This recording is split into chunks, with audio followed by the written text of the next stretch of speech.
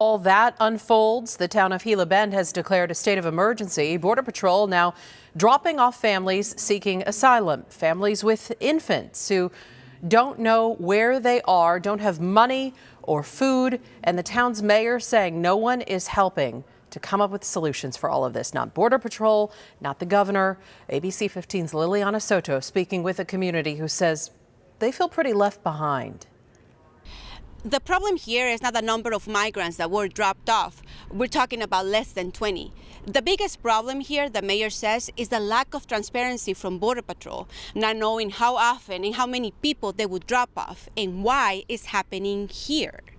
In a town that has no resources, very limited funding, and expecting us to take control of everything, and we just don't have the personnel, we don't have the money, and we don't have the resources. We have no shelters here. Chris Riggs is the mayor of the town of Gila Bend. He says these families are terrified with no idea of where they were or how to get to their destinations. It's unconscionable to leave these people here because, quite frankly, the only place I have to put them is right there in that field. And they had babies with them. And to me, a baby is anybody under the age of 12. You can't do that to children. You can't do it. It got very cold. Last night it rained. He says he had to figure out how to get them to a Phoenix shelter all on his own. We couldn't find anybody to transport them. We called every non-governmental organization, every governmental organization, and they kept just telling us, we don't have anybody that can help you. So what we ended up doing is I found 2 vans that I was able to borrow. Myself, my wife, and 2 volunteers managed to get them to those shelters. Have you reached out to the governor's office? I have reached out to the governor's office. I have yet to hear anything back.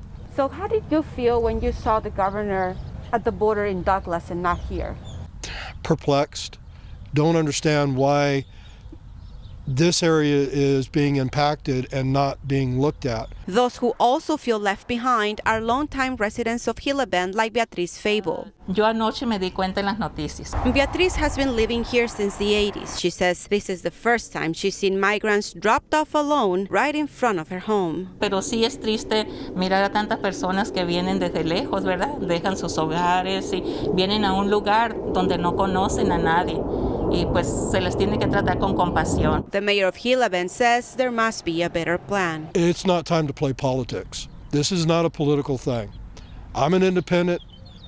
I do not want politics brought into this.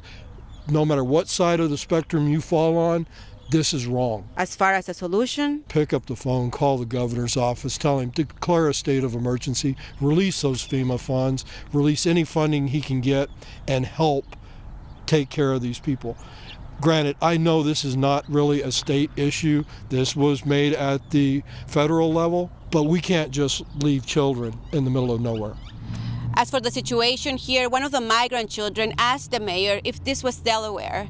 The child was trying to get there because that's where mom is. In Gila Bend, I'm Liliana Soto, ABC 15, Arizona. Yeah, we reached out to both the governor and Border Patrol on this. The governor's office sending a statement that reads in part, "We have not received a formal request for resources or assistance from Gila Bend. As a local jurisdiction, Gila Bend may first work through Maricopa County for assistance." Border Patrol has not yet responded to our request.